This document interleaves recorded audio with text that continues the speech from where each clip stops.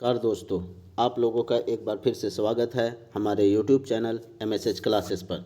दोस्तों, MSH classes के द्वारा अभी नागपुरी भाषा एवं साहित्य का फुल प्रैक्टिस सेट कराया जा रहा है, जो कि एग्ज़ाम ओरिएंटेड है। इससे बहुत सारे क्वेश्चन हूबहू एग्ज़ाम में ऐसे ही रहेंगे, इसलिए आप लोग इस प्रैक्टिस सेट को अंत तक ज़रूर देखें, वीडियो को बिना स्किप किए हुए, क्योंकि यहाँ से क्वेश्चन बहुत सारा भिड़ सकता है दोस्तों। तो इसे ध्यान में रखते हुए आप लोगों को चैनल पे बने रहना है। और अगर अभी तक चैनल को सब्सक्राइब नहीं किए हैं तो जल्द से जल्द चैनल को सब्सक्राइब कर लें। और साथ ही साथ दोस्तों, अगर वीडियो पसंद आए तो इसे ज़्यादा लोगों तक शेयर भी करना है और लाइक करना तो बिल्कुल नहीं भूलना है दोस्तों, ठीक है। तो चलिए, आज हम लोग प्रैक्टिस सेट की अगली कड़ी में आज 100 प्रश्नों का एक सेट लेके आप लोगों के सामने प्रस्तुत हूँ। तो चलिए, आज का पहला प्रश्न आप लोगों के सामने। पहला प्रश्न है दोस्तों, हमरे कर समाज में कौन परिवार के गुरु परिवार कहल जाएला। अब देखिए दोस्तों, हमरे कर समाज मतलब कि नागपुरी समाज की बात हो रही है, ठीक है। नागपुरी समाज की बात हो रही है, तो इसको आपको ध्यान में रखना है। नागपुरी समाज में गुरु परिवार, तो नागपुरी समाज में अगर हम लोग देखेंगे तो सारे लोग क्या है, कृषि से संबंधित है, कृषि कार्यों से जुड़े हुए हैं। और कृषि कार्य से जुड़े होने के कारण उसमें बहुत सारे हथियारों का, कृषि उपकरणों का उपयोग होता है। और उस कृषि उपकरण को बनाने का काम जो है वह किस जाति के द्वारा होता है, तो लोहार जाति, लोहरा जाति के द्वारा होता है।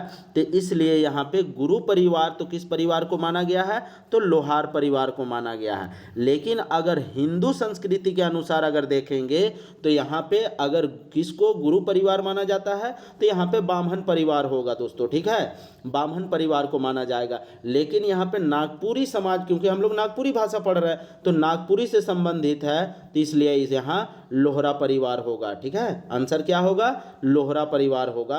यहाँ बहुत लोगों को कन्फ्यूजन होगा, इसीलिए मैं ये एक्सप्लेन कर दिया आप लोगों को, क्योंकि कृषि के उपकरण बनाने का जिम्मा जो होता है, काम जो करने वाला होता है वह लोहार होता है। कोड़ी, कुदाल, ये सब बनाने का काम लोहार के द्वारा किया जाता है, इसलिए उसे गुरु का दर्जा दिया गया है।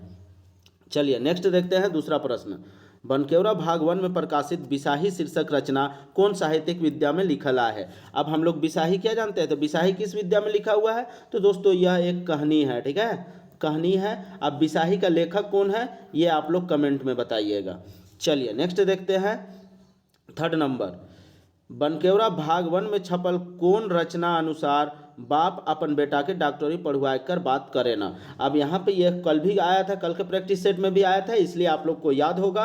यहाँ पे करम बिहान जो नाटक है उसमें, क्योंकि उसके गांव में कोई डॉक्टर नहीं मिलता है और बाहर से डॉक्टर मंगाने का काम आता है जब किसी का तबीयत खराब होता है तो इसलिए यहाँ अपना बेटा को डॉक्टर बनाने का बात करता है इस नाटक में, ठीक है, करम बिहान में। चलिए नेक्स्ट देखते हैं, डोंगा शब्द के कर समानार्थी है के। अब डोंगा देखिए दोस्तों, आप लोग अगर झारखंड से होंगे ना तो डोंगा के बारे में वाकिफ होंगे, क्योंकि बचपन में हम लोग क्या है, कागज का डोंगा बनाते थे ना, कागज का नाव, नाव को ही डोंगा कहा जाता है, ठीक है।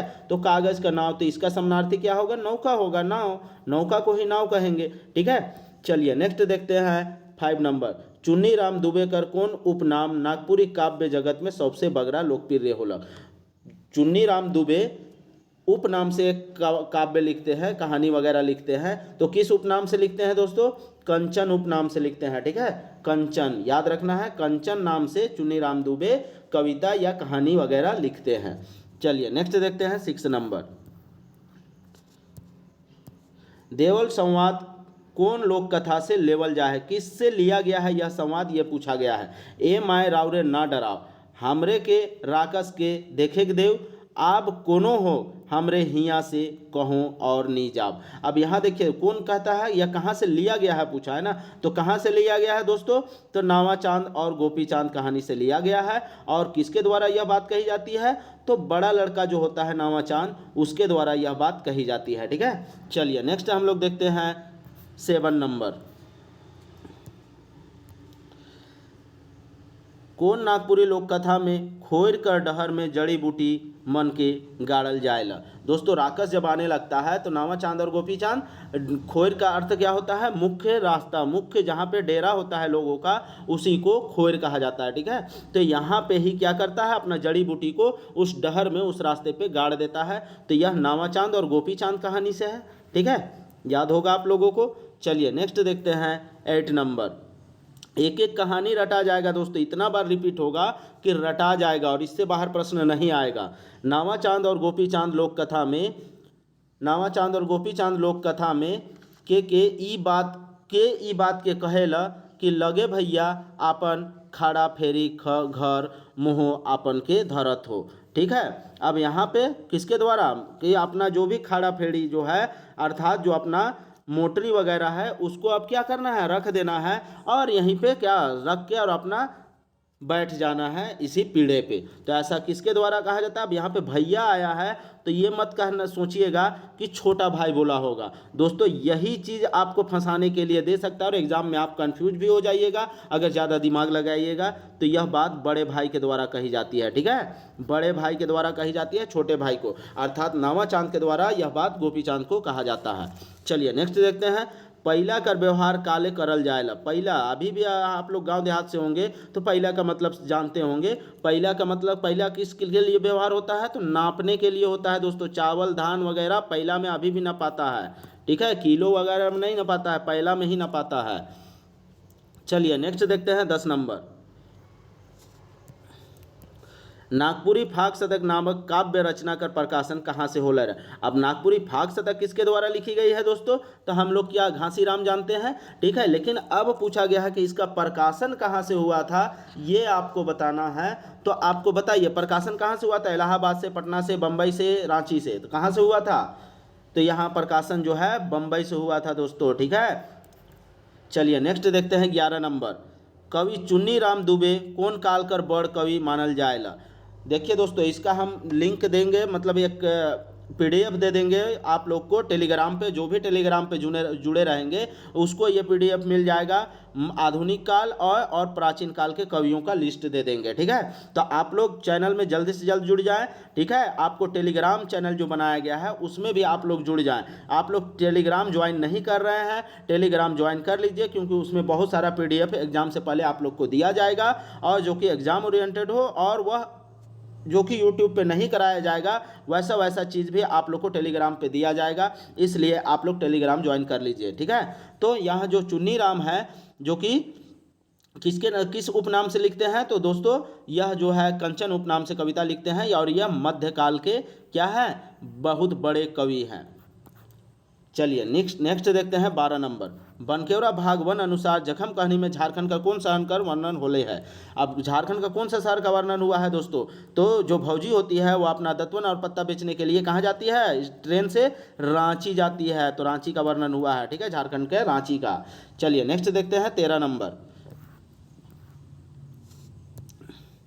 विकट समस्या नामक काव्य रचना कौन काव्य विद्या में आहे। अब विकट समस्या क्या है दोस्तों, विकट समस्या में हम लोग किसको देखे थे, तो कविता है ना विकट समस्या में, तो विकट समस्या कविता है। आपको बताना है विकट समस्या किसके द्वारा लिखा गया है। ठीक है, इसके कवि का नाम बताना है। चलिए नेक्स्ट देखते हैं 14 नंबर।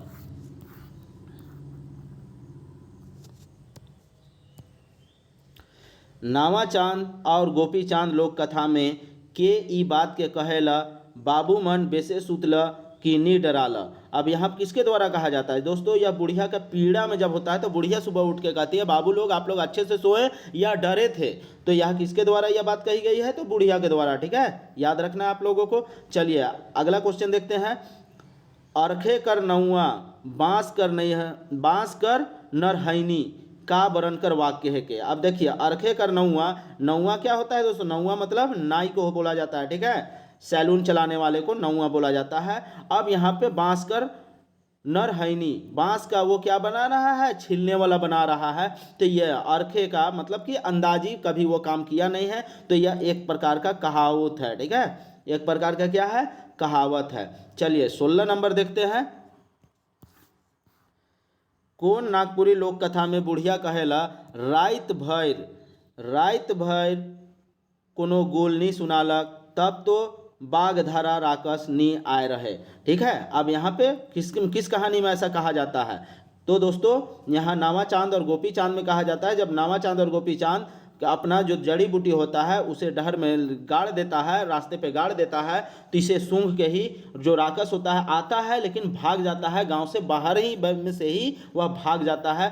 तो इस दौरान बुढ़िया कहती है कि आज आवाज़ नहीं सुनाया रट रट रट का, तो इसके मतलब है कि क्या होगा, यह राक्षस नहीं आया होगा आज। ठीक है, तो यह नामाचांद और गोपी चांद का है। चलिए नेक्स्ट देखते हैं 17 नंबर, जनमानस में प्रचलित अलिखित। अब देखिए अलिखित कहानी होगा, कहानी मन के कौन किस्म कर कहानी मानल जाएगा। अलिखित कहानी को हम लोग क्या जानते हैं दोस्तों, लोक कथा ना जानते हैं, लोक कथा कहते हैं अलिखित को, जिसका कोई लिखा गया नहीं है, इसको संग्रह किया गया है, याद रखिएगा आप लोग। चलिए नेक्स्ट देखते हैं 18 नंबर, दौरी करे खातिर कौन जगह के व्यवहार में आनल जाएला। अब दौरी आप दोस्तों अभी देखिए, अभी सावन आ रहा है, सावन आ चुका है, सावन के बाद भी हम लोग का क्या आएगा, धान कटने वाला एक अगहन मौसम आएगा। ठीक है, अगहन का महीना आएगा, और उस अगहन में धान वगैरह क्या होता है, अभी तो ट्रैक्टर वगैरह से, थ्रेसर वगैरह से हम लोग धान निकाल लेते हैं, लेकिन किसी ज़माने में खरियान जो होता था वहाँ पर धान को रख के और इस पर गाय बैल चलाया जाता था, घुमाते घुमा के धान को अलग किया जाता था, इसी को दौरी कहा जाता है। तो यह कहाँ होता था, खलिहान में होता था। ठीक है, खलिहान को ही खलिहान कहा जाता है। चलिए नेक्स्ट देखते हैं 19 नंबर, कौन किताब मानक भाषा चाहे उच्च कुलकर भाषा पर आधारित है। कौन सा ऐसा किताब है जिसे उच्च मानक भाषा या उच्च कुल का भाषा पे आधारित है। तो दोस्तों यह नागपुरी भाषा का संक्षिप्त परिचय जो है, इसे ऐसा माना गया है। ठीक है, याद रखना है आप लोगों को। चलिए नेक्स्ट देखते हैं 20 नंबर, उलाहना नाम से जे गीत संकलन मिलेला उ केकर काव्य कृति है के। गीतों का एक संकलन है उलाहना। अब यह उलाहना जो है गीतों का संकलन, यह कौन किया है, यही आपसे पूछा गया है। तो किसके द्वारा किया गया है दोस्तों, सहनी उपेंद्र पाल नहन के द्वारा किया गया है। ठीक है, सहनी उपेंद्र पाल नहन के द्वारा। चलिए हम लोग 21 नंबर देखते हैं। आप लोग दोस्तों जल्द से जल्द पीडीएफ खरीद लीजिए, क्योंकि पीडीएफ लीजिएगा तो आप अपना रिजल्ट दे पाइएगा। पीडीएफ एक बार जरूर पढ़िए आप लोग। चलिए 21 नंबर देखते हैं, रामायणी सीतायन नामक काव्य का रचना के है का। अब यहाँ पे रामायणी सीतायन नामक काव्य रचना हुआ है, लेकिन आपको रचनाकार का नाम बताना है। तो रचनाकार कौन है दोस्तों, पंडित मृत्युंजय नाथ शर्मा है। ठीक है, मृत्युंजय नाथ शर्मा के द्वारा रामायणी सीतायन नामक काव्य का रचना किया गया है। चलिए नेक्स्ट देखते हैं 22 नंबर, नागपुरी में गाछी शब्द से का मतलब होएला। गाछी शब्द से का मतलब होता है गाछी। गाछी किसको कहते हैं दोस्तों, हम लोग जैसे धान लगाते हैं तो धान का भी तो गाछी कहा जाता है ना, या बहुत प्रकार का सब्जी वगैरह जैसे बैगन हुआ, गोभी हुआ, इन सारे का गाछी किया जाता है। गाछी मतलब छोट गच कर बूदा। ठीक है, छोटा छोटा जैसे हम लोग क्या बीज लगाते हैं और बीज से छोटा छोटा बूदा बनता है, और इसी बूदा को फिर लगाते हैं, तब जाके फसल तैयार होता है। तो इसका क्या होगा, छोट गच कर बूदा को ही गाछी कहते हैं। चलिए नेक्स्ट देखते हैं 23 नंबर, शादी ब्याह कर समय में जे नेग चार होएला उके कौन तरह कर गीत से उत्साह बढ़ाल जाएला। अब यहाँ पे आप लोग सबको पता है, कल भी बताए थे हम कि शादी ब्याह में किस तरह का जो गीत गाया जाता है उसे विवाह गीत या नेक गीत इस तरह का नहीं बोल के उसको क्या बोलते हैं, लायर गीत बोलते हैं। तो लायर गीत होगा। ठीक है, याद रखना है आप लोगों को। चलिए नेक्स्ट देखते हैं 24 नंबर,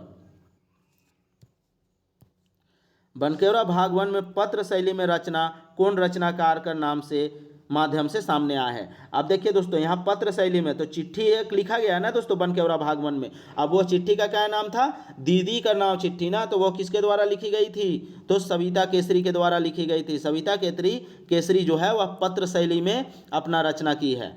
चलिए नेक्स्ट देखते हैं, छुआ का जन्म पहर गावे वाला गीत मन के का कहे ना। छुआ के जन्म समय गाने वाला गीत को क्या कहते हैं दोस्तों, झंझाइन कहते हैं। लायर तो दोस्तों आपका क्या है, शादी के वक्त ना गाया जाता है, तो यहाँ पे झंझाइन होगा उत्तर। ठीक है, चलिए नेक्स्ट देखते हैं 26 नंबर,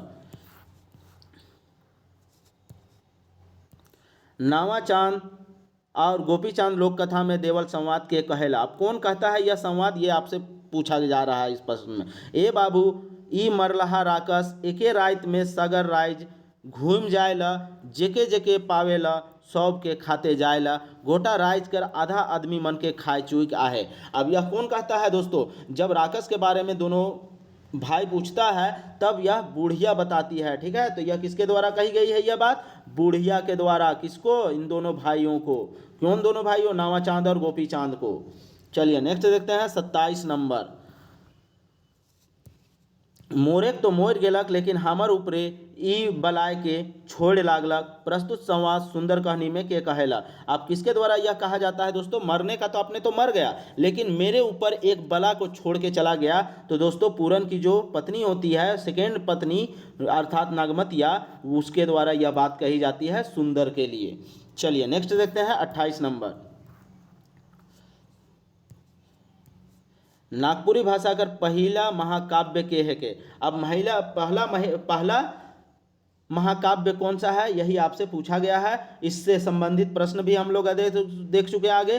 तो रामायणी सीतायन जो महाकाव्य है यह पहला है। ठीक है, नागपुरी भाषा का पहला महाकाव्य रामायणी सीतायन है। ठीक है, याद रखना है। जो किसके द्वारा लिखी गई है? मृत्युंजय नाथ शर्मा के द्वारा लिखी गई है। चलिए नेक्स्ट देखते हैं। धनेन्द्र परवाही कर कौन रचना बनकेवरा भाग 1 में संकलित है? तो धनेन्द्र परवाही किस चीज क्या होता है? धन क्या होता है दोस्तों? अनमोल होता है। ठीक है, तो धन अनमोल होता है। तो यहाँ पे इसी लिंक से आप लोग को याद कराए थे, तो याद रखना है। धनेन्द्र परवाही अनमोल कविता लिखे हैं। ठीक है, चलिए नेक्स्ट देखते हैं 30 नंबर।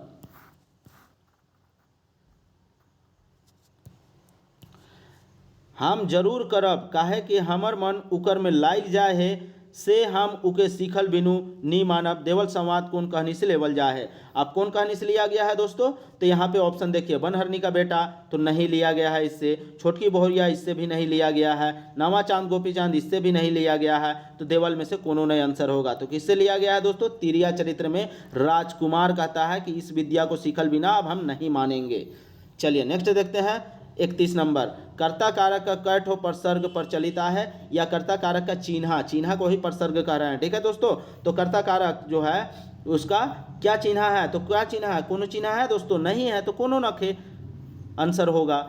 एकदम आसान रहता है दोस्तों, लेकिन क्वेश्चन पूछने के तरीके से आप कंफ्यूज हो जाइएगा और गलत कर सकते हैं। इसीलिए प्रैक्टिस सेट के साथ जुड़ जाइए और आप इन सारे प्रश्नों को सही करने में सक्षम हो जाइए। चलिए नेक्स्ट देखते हैं हम लोग 32 नंबर। एक कोचा में कतना कनवा होएला। अब एक कोचा ये नापने का एक तरीका है दोस्तों। तो एक कोचा में कितना कनवा होता है ये आपसे पूछा गया है। तो कितना होता है? 8 कनवा होता है एक कोचा में। ठीक है, 8 कनवा। चलिए नेक्स्ट देखते हैं 33 नंबर। देवल कहावत के पूरा करूँ। एक के माघे का नहीं जाता है दोस्तों? एक के माघे जाड़ नहीं जाता है। ठीक है, जाड़ याद रखना है आपको। एक माघ में कभी भी जाड़ नहीं जाता, अर्थात कोई किसी से धोखा देता है तो उसके लिए यह कहावत बोला जाता है कि आप एक ही बार ना हमसे फ़ायदा उठा लिए, दोबारा ये मौका आपको नहीं देंगे। इसीलिए कहा जाता है एक के माघे जाड़ नहीं जाए। ठीक है, चलिए नेक्स्ट देखते हैं 34 नंबर।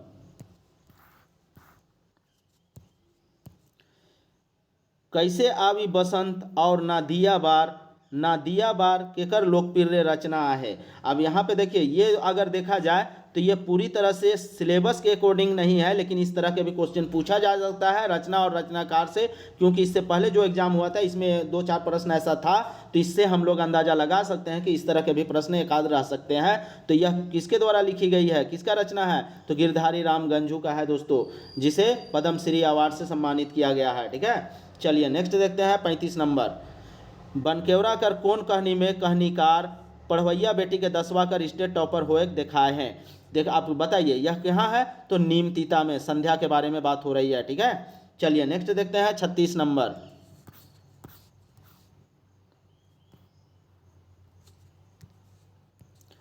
बंगला का सुख कहानी में शहर में घर बनाए के लिए का चीज़ का जरूरत सबसे पहले महसूस करल जाला। सबसे पहले घर बनाने के लिए किस चीज़ का ज़रूरत होती है? ज़मीन कीने की ज़रूरत हो, ज़मीन खरीदने की ज़रूरत होती है। खरीदिएगा ज़मीन तभी तो उसमें ईंट बालू लगा के आप घर बना सकते हैं ना। तो सबसे पहले किस चीज़ की ज़रूरत महसूस होती है, यही आपसे पूछा गया, तो ज़मीन खरीदने की। चलिए नेक्स्ट देखते हैं 37 नंबर। बनकेवरा कर कौन पद रचना में कहल जाए है कि प्रकृति का ठाव विज्ञान लेवत है।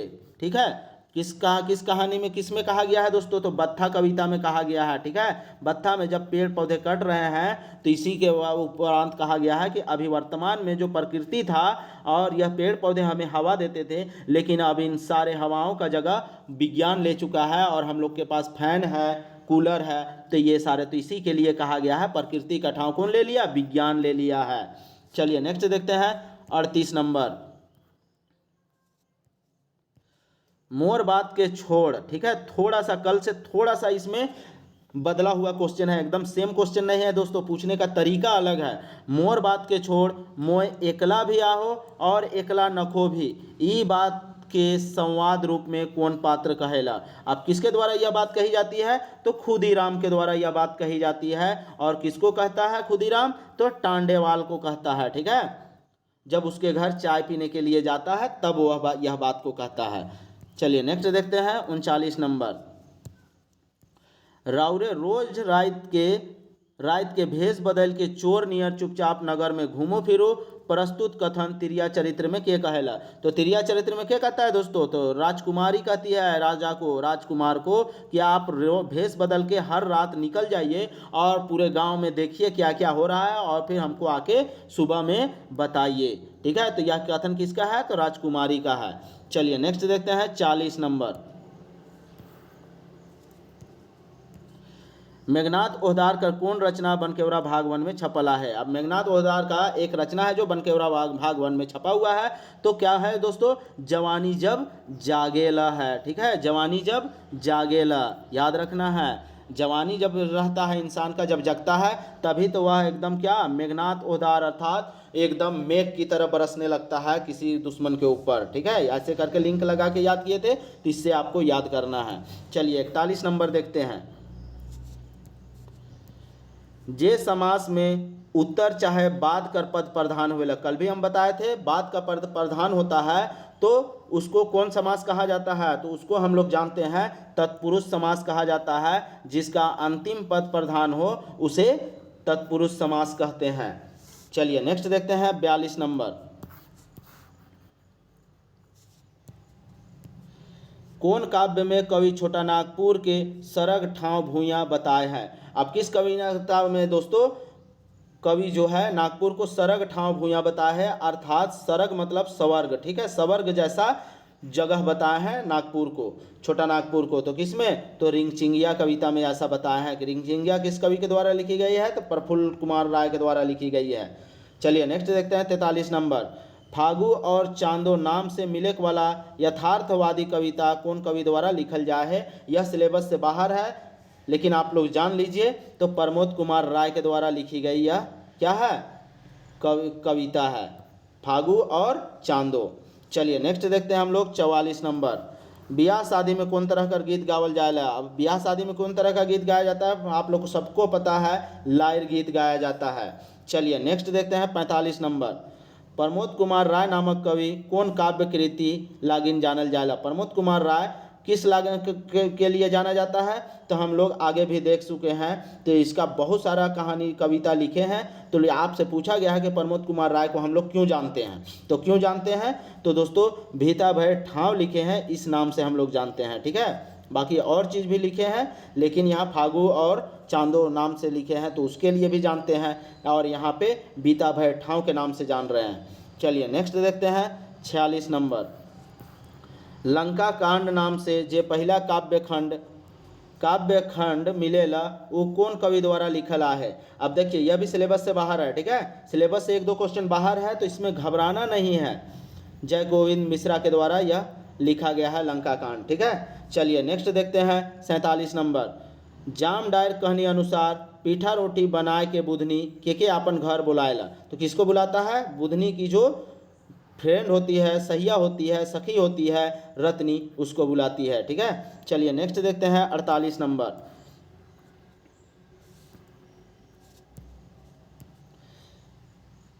मोठ जबरई किताब पढ़ले का होय, वाक्य में भाववाचक संज्ञा कौन है के। अब देखिए दोस्तों, भाववाचक संज्ञा क्या है, जबरई है, मोठ जबरई, अर्थात बिना मन का, इसी को मोठ जबरई बोल रहे हैं। ठीक है, तो मोठ जबरई, मन का, बिना मन का, तो उसी को तो भाव बोलता है, क्योंकि वो भाव बता रहा, इसलिए भाववाचक संज्ञा होगा मोठ जबरई। ठीक है, चलिए नेक्स्ट देखते हैं 49 नंबर। कवि दिलीपपाल राय देवघरिया अपन काव्य रचना में केकर बियाह कर चित्रण कर हैं। किसका बियाह का चित्रण किए हैं दोस्तों, तो नल दमयंती बियाह का चित्रण किए हैं। ठीक है, यही दमयंती जो होती है उससे इंद्र भगवान भी बियाह करने के लिए व्याकुल हो जाते हैं। चलिए नेक्स्ट देखते हैं हम लोग 50 नंबर। नगपुरिया कहानी नाम से जे संग्रह मिलेला उकर संग्रहकर्ता के है क्या। अब नगपुरिया कहानी एक किताब है जो उसकी संग्रह है, कहानियों का संग्रह है, तो उसको इसका रचनाकार कौन है, तो यही आपसे पूछा है। तो इसका जो संग्रह करने वाला है तो उस संग्रह करने का नाम बताना है, तो जे जोन्स है दोस्तों। ठीक है, यहाँ सब देखिए सब जोन्स है, लेकिन आपको याद रखना है जे जोन्स इसका संग्रह करता है। चलिए नेक्स्ट देखते हैं 51 नंबर। प्रफुल्ल कुमार राय नामक कवि कहाँ कर रहे वाला रहा है। अब देखिए प्रफुल्ल कुमार राय कविता भी लिखे हैं, इसके बारे में लेख भी आया है, और इसका जो लेख है जो किसके द्वारा लिखी गई, उमेश नंद तिवारी के द्वारा लिखी गई है। तो आपको इसी के लिए बताया गया है कि प्रफुल्ल कुमार राय कहाँ का रहने वाला था, तो पहाड़ बंगड़ू सीसई गांव का रहने वाला था। ठीक है दोस्तों, याद रखना है, और पहाड़ बंगड़ू। चलिए नेक्स्ट देखते हैं 52 नंबर। विकट समस्या नामक काव्य रचना कौन काव्य विद्या में है। विकट समस्या क्या है दोस्तों, कविता है ना, याद रखिएगा आप लोग, कविता है विकट समस्या। चलिए नेक्स्ट देखते हैं 53 नंबर। डमकच राग कर प्रधानता कौन उत्सव में दिसेला। डमकच कब गाया जाता है दोस्तों, तो डमकच कब गाया जाता है, तो ब्याह के, शादी विवाह के समय में गाया जाता है। ठीक है, तो ब्याह हो जाएगा। चलिए नेक्स्ट देखते हैं 54 नंबर। एक खंडी में कई पहला होवेला। अब यहाँ पे देखिए फिर से यह नाप तौल का आया, ये 100% ऐसा क्वेश्चन रहेगा एग्जाम में। एक खंडी में कई पहला होएला, एक खंडी में कितना पहला होता है, तो एक खंडी में दोस्तों 20 पहला होता है। ठीक है, एक कोरी या एक खंडी, कोरी या खंडी दोनों सेम होता है।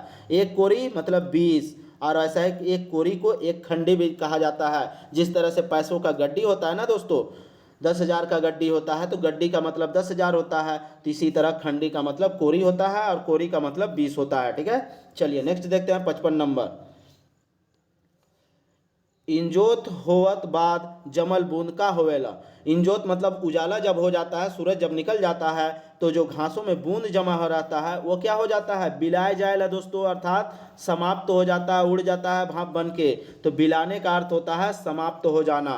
ठीक है, याद रखना आप लोगों को, कहानी में अच्छे से बताया हूं मैं। चलिए नेक्स्ट देखते हैं 56 नंबर।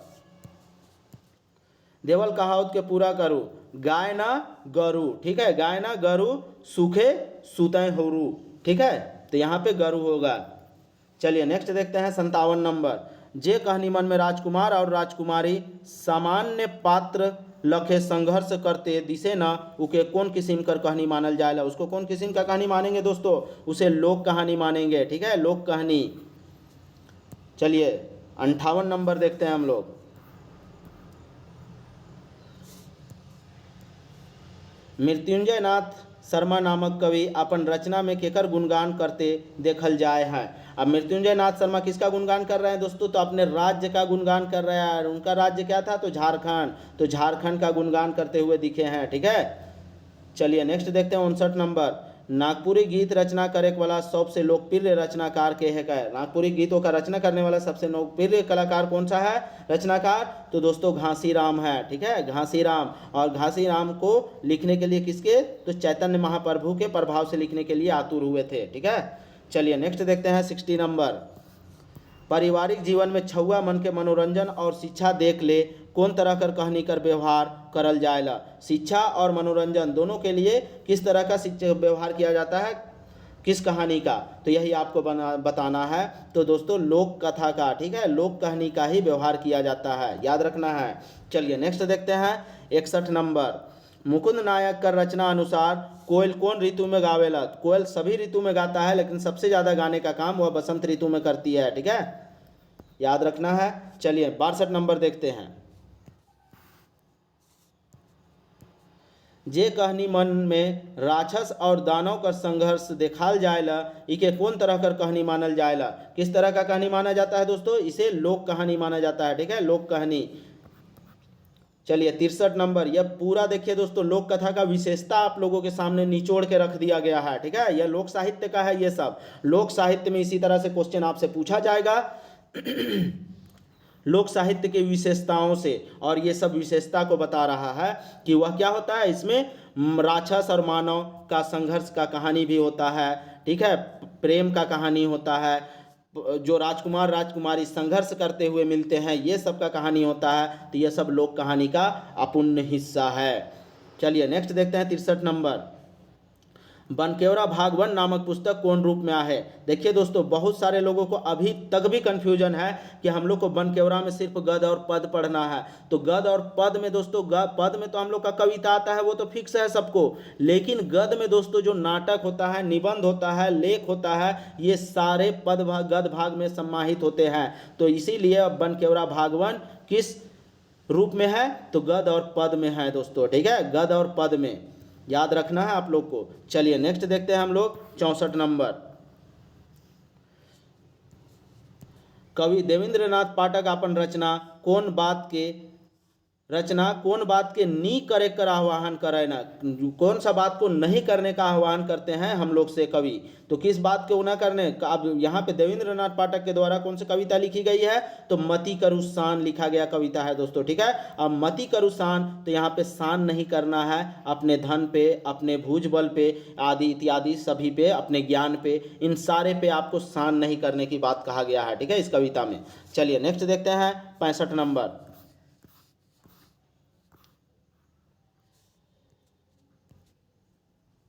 गोठ कौन वर्ण कर संज्ञा है क्या। आप देखिए दोस्तों, गोठ क्या है दोस्तों, गोठ में अर्थात बहुत सारे लोगों का समूह को बता रहा है, तो यह क्या हो जाएगा, समूहवाचक संज्ञा हो जाएगा।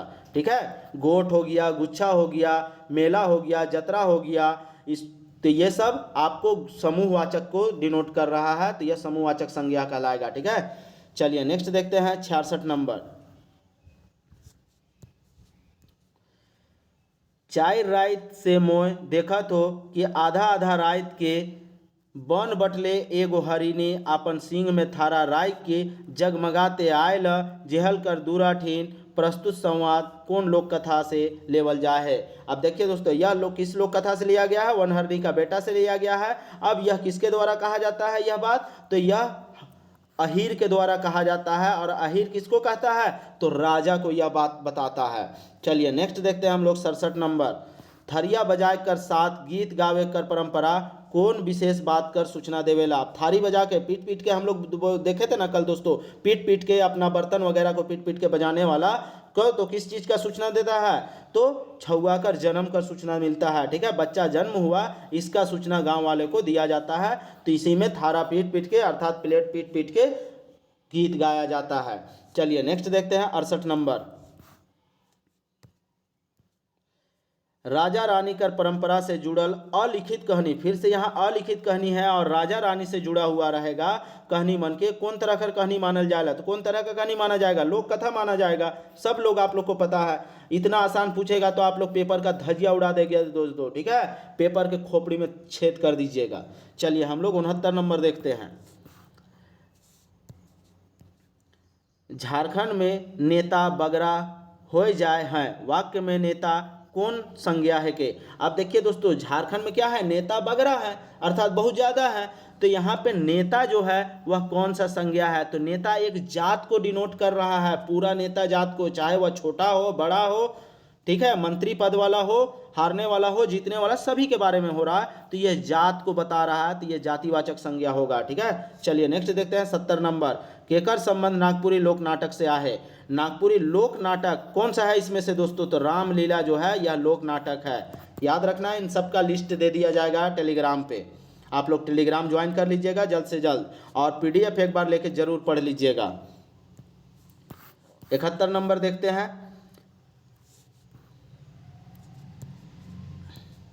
झारखंड कर खजाना के प्रहरी बन के रक्षा करे के लिए कौन कवि हमरे के कहे ना। झारखंड का जो खजाना है उसको प्रहरी बन के रक्षा करना है, ऐसा कौन सा कवि हम लोग को कहते हैं, तो कौन कवि कहते हैं, राम उचित सिंह कहते हैं। अब राम उचित सिंह के द्वारा कौन कविता लिखी गई है, तो धरती है रतन लिखी गई है दोस्तों। ठीक है, लिंक हम बताए थे कि राम भगवान जो है उचित समय लेके इस धरती को बनाए थे, ठीक है, पूरे रतन से, तो धरती है रतन। चलिए 72 नंबर देखते हैं। मदन मोहन मंदिर के कौन नाव कर मिस्त्री बनालक? मदन मोहन मंदिर को कौन सा, मदन मोहन मंदिर कहाँ है? तो बोड़िया में है दोस्तों, ठीक है। कौन मिस्त्री बनाया था? तो अनिरुद्ध नाम का मिस्त्री बनाया था। चलिए नेक्स्ट देखते हैं 73 नंबर। बनहरनी कर बेटा शीर्षक लोक कथा में के ई बात के पूछेला का बात आहे जे तोय इतना बिहाने आले जे होक आहे से कह, ठीक है। अब यहाँ पे किसके द्वारा? तो यह हम लोग को पता है कि यह बनहरनी का बेटा से लिया गया है। और यह कौन कहता है? तो यह कौन कहता है? तो दोस्तों तो यह राजा कहता है। किसको कहता है? तो अहीर को कहता है। जब अहीर देखता है कि जो 4 रात से जो हरिणी रानी है वह हरिण के शक्ल में आती है अपने सींग पे थारा रख के और जगमगाते लाइटों के साथ, तो वह और जेहल के दूरा में आके जेहल के पास एक लात मारती है और जेहल का दरवाजा खुलता है और फिर घुस जाती है। तो ये सब बात बताता है, तो इसी को सुनाने के लिए आता है, ठीक है। तो यह राजा के द्वारा यह बात कहा जाता है। चलिए नेक्स्ट देखते हैं 74 नंबर। कोराम्बे उपाख्यान नामक कृति केकर द्वारा लिखल जा है? कोराम्बे वासुदेव किसके द्वारा लिखी गई है दोस्तों? आप लोग सबको पता है, दिग्पाल राम देवघरिया के द्वारा लिखी गई है, ठीक है, कोराम्बे वासुदेव कविता। चलिए नेक्स्ट देखते हैं हम लोग 75 नंबर। अंत भला तो सब भला कर अर्थ का होएला? अंत भला तो सब भला का अर्थ क्या होता है? सबको पता है, काम का सुखद अंत। काम का सुखद अंत को ही हम लोग क्या बोलते हैं? अंत भला तो सब भला, ठीक है। चलिए नेक्स्ट देखते हैं 76 नंबर। संत कुमार पांडे कर काव्य रचना कृति कौन नाम से छाइफ है? ठीक है, संत कुमार पांडे का कौन सा काव्य रचना छपा है दोस्तों, ठीक है, यही आपको बताना है। तो कौन सा? तो नागपुरी कुहू नाम का काव्य रचना जो है वह छपा है। चलिए नेक्स्ट देखते हैं 77 नंबर। जगन्नाथपुर मंदिर कतई फीट ऊंच पहाड़ में है? कितना फीट ऊंचा पहाड़ में है दोस्तों? तो आप लोग सबको पता है 250 फीट ऊंचा पहाड़ में है और जो कि 100 फीट ऊंचा है, ठीक है। 250 पहाड़ है, ये पहाड़ का ऊंचाई हो गया और इसके ऊपर फिर 100 फीट है, ठीक है। तो याद रखना है आप लोगों को। चलिए नेक्स्ट देखते हैं 78 नंबर।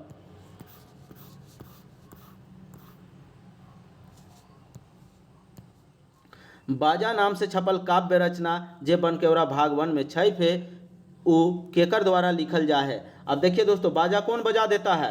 तो अर्जुन न दोस्तों अपने तीर से सभी लोगों का बाजा बजा देता है। तो यहाँ पे अर्जुन भगत होगा, ठीक है। सभी में अर्जुन दिया हुआ, 2 में अर्जुन दिया हुआ है, लेकिन अर्जुन भगत है, अर्जुन सी नहीं है, ठीक है, गलत मत कीजिएगा, अर्जुन भगत है। चलिए 79 नंबर देखते हैं।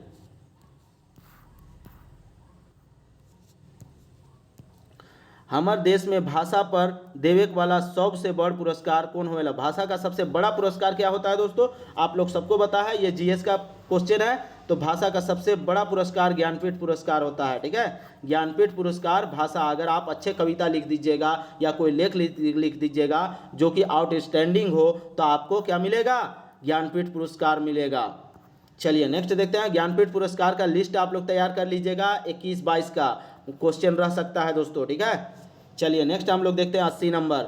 देउल कहावत के पूरा करूँ। गोंदलू सरे तो धान ... गोंदली सरे तो धान। अब गोंदली के तरे तरे में क्या होगा? गोंदली के साथ साथ क्या, जैसे हम लोग बोलते हैं ना, धान के साथ साथ गेहूं के साथ साथ जू भी पिसा जाता है या गू भी पिसा जाता है। इसी प्रकार गोंदली तरे तो धान, इसका क्या आएगा इसमें? झरे। गोंदली सरे तो धान झरे, ठीक है। गोंदली अगर सड़ जाएगा अर्थात सड़ जाएगा तो धान क्या होगा? ज़्यादा झरेगा, ये बात कहा गया है। चलिए 81 नंबर देखते हैं। गोविंद शरण लोहार का रचना अनुसार कौन चीज़ से घात होवल कर बादे मूर्ति से खून बहेला? किस चीज़ का घात से दोस्तों? तो कोड़ी के घात से ना। कोड़ी जब वो कोड़ने लगते हैं तो कोदाल जो होता है उसी को कोड़ी कहा जाता है, और वही कोड़ी के घात से मूर्ति से, जो कोराम्बे वासुदेव का जो मूर्ति होता है वासुदेव का, उससे खून बहने लगता है और पूरा नीला हो जाता है। चलिए नेक्स्ट देखते हैं 82 नंबर।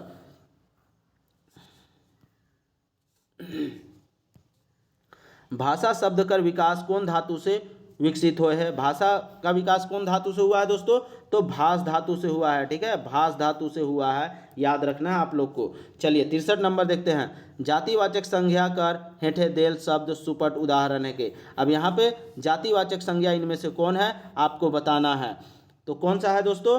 तो गुरु जी है। गुरु जी कहने से मतलब क्या होता है? पूरा गुरु जी के बारे में बात हो रही है, लेकिन गिरधारी किसी का नाम होता है, नगद मतलब कुछ लेन देन का मामला है, गुरुआ मतलब मीठा होता है, तो यह सब तो नहीं होगा, यह तो भाव हो जाएगा ना। लेकिन यहाँ पे गुरु जी कहने का अर्थ है पूरा गुरु जाति का, पूरे मास्टरों का बोध हो रहा है, तो इसलिए यहाँ पे ऑप्शन ए इसका सही उत्तर होगा। चलिए नेक्स्ट देखते हैं 84 नंबर। बनहरनी का बेटा शीर्षक कहानी में ई बात के कहेला गरीब नवाज देखल कहो कि सुनल कहो।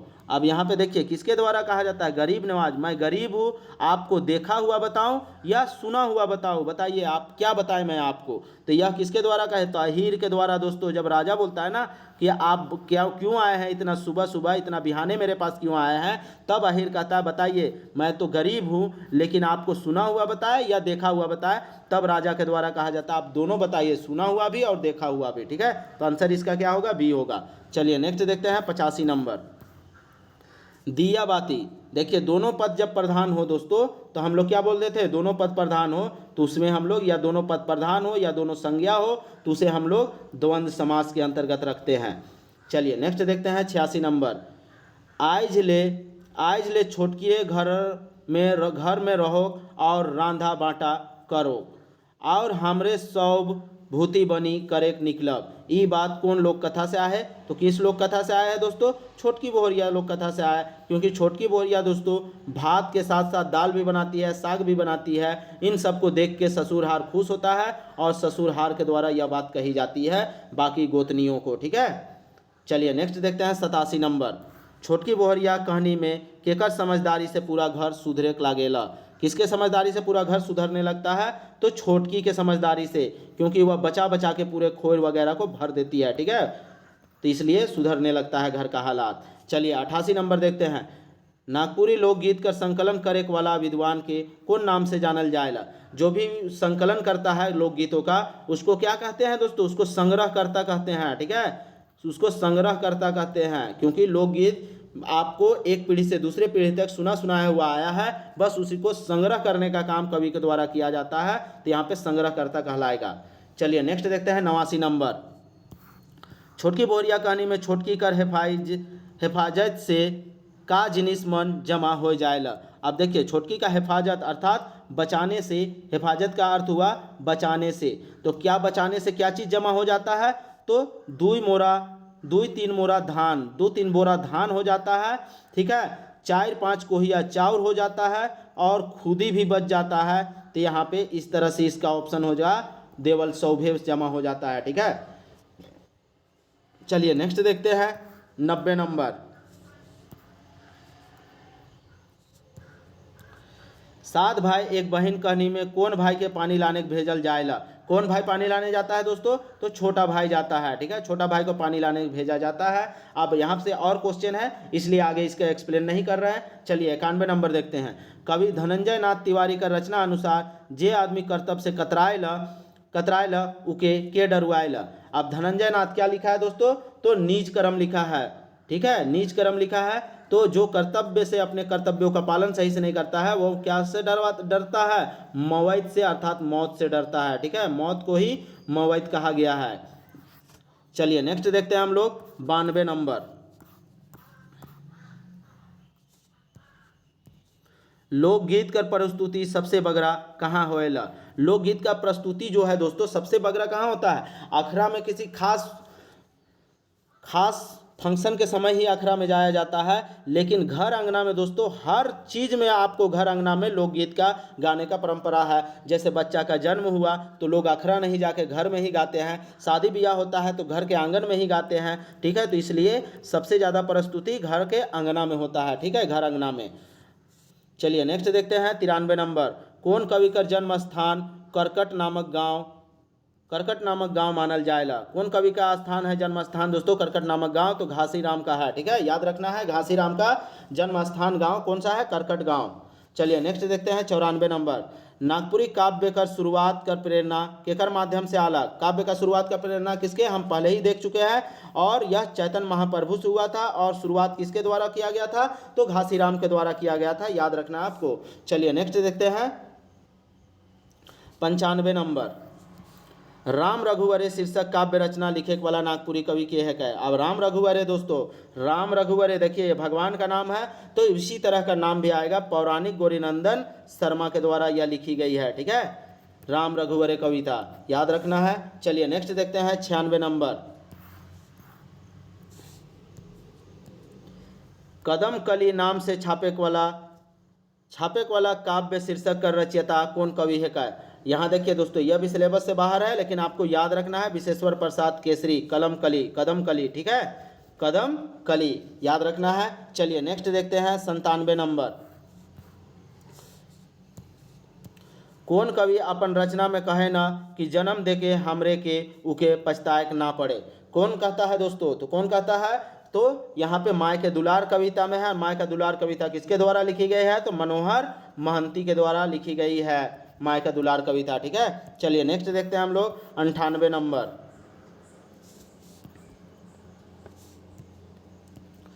नाटक कर सफलता कौन बात पर निर्भर करेला? नाटक का जो सफलता है वह किस बात पर निर्भर करता है? संकलन त्रय पर निर्भर करता है। किस तरह से उसका संकलन किया गया है तो इसी पे निर्भर करता है कि यह नाटक सफल होगा या नहीं होगा। चलिए 99 नंबर का प्रश्न देखते हैं। 7 भाई एक बहन कहानी में पानी लाने वाला गगरी में कै ठो टोका करल जाएला? पानी लाने वाला जो घड़ा होता है, घड़ा को ही गगरी कहा जाता है। तो उस गगरी में कितना ठो छेदा होता है दोस्तों? तो 7 ठो छेदा होता है। ठीक है, कितना छेदा? 7 छेदा याद रखना है आपको। चलिए नेक्स्ट देखते हैं। छोट भाई जब पानी लाने जब पानी लाने 7 भाई एक बहन कहानी में कहाँ जाएला? छोट भाई पानी लाने के लिए कहाँ जाता है? कौन सा कहानी में? 7 भाई एक कहानी में। तो कहाँ पानी लाने के लिए जाता है दोस्तों? तो यहाँ पे देखिए आप लोग सबको कन्फ्यूजन होगा। कुआं दिया हुआ है, डाड़ी दिया हुआ है, पोखरा दिया हुआ है, ये सब पानी का स्थान दिख रहा है, इसी से आप कंफ्यूज कीजिएगा, लेकिन वो चुआ जाता है। ठीक है, डोभा टाइप का एक जगह होता है दोस्तों, उसी को हम लोग चुआ कहते हैं। ठीक है, डोभा बनाओ योजना बनाओ अभियान के तहत झारखंड में 2016 में जो आया था योजना बनाओ अभियान, उसी के तहत डोभा निर्माण का कार्य चला था दोस्तों। बहुत लोग डोभा में गिर के भी मरे हैं, बहुत सारे बच्चे लोग, इसलिए आप लोग इसे याद रखिएगा। योजना बनाओ अभियान की शुरुआत कब हुई? तो 2016 में। तो इस तरह से 100 प्रश्नों का हम लोग का प्रैक्टिस सेट समाप्त होता है दोस्तों। इसी तरह हमारे चैनल पे बने रहें। आप लोगों को हर एक दिन 100 प्रश्नों का प्रैक्टिस सेट दिया जाएगा। एग्जाम से पहले आप लोग को रटा दिया जाएगा दोस्तों, जिससे कि आप एग्जाम में 90+ का स्कोर नागपुरी में कर लीजिएगा। ठीक है, और दोस्तों अगर नागपुरी में आप लोग 90+ का स्कोर अगर नहीं टच कर पाइएगा और अगर 80 से कम आप लोग अगर स्कोर कर रहे हैं तो आपका सिलेक्शन नहीं होगा, गारंटी के साथ सिलेक्शन नहीं होगा। अगर आपका 80+ का स्कोर आप जा रहे हैं तो हो सकता हो जाए, लेकिन 90+ स्कोर में आपका चांसेस 100% बनता है। इसलिए आप लोग 90% का स्कोर पाने के लिए हमारे चैनल को सब्सक्राइब करें और वीडियो पसंद आए तो इसे लाइक कीजिए और साथ ही साथ अपने फ्रेंड सर्कल में इसे शेयर भी कीजिए। ठीक है दोस्तों, और PDF आप लोग जरूर से जरूर एक बार लेके और पढ़ लीजिए। PDF पढ़ लीजिएगा तो सिलेक्शन होने का चांसेस बढ़ जाएगा। ठीक है, 100% बढ़ जाएगा दोस्तों। PDF के लिए आप लोग 9097285877 पे आप लोग कांटेक्ट कर सकते हैं। ठीक है, ये व्हाट्सअप नंबर भी है, व्हाट्सअप के थ्रू भी आप मैसेज कर सकते हैं या कॉल भी कर सकते हैं। ठीक है, तो चलिए वीडियो में अंत तक बने रहने के लिए आप लोगों का धन्यवाद।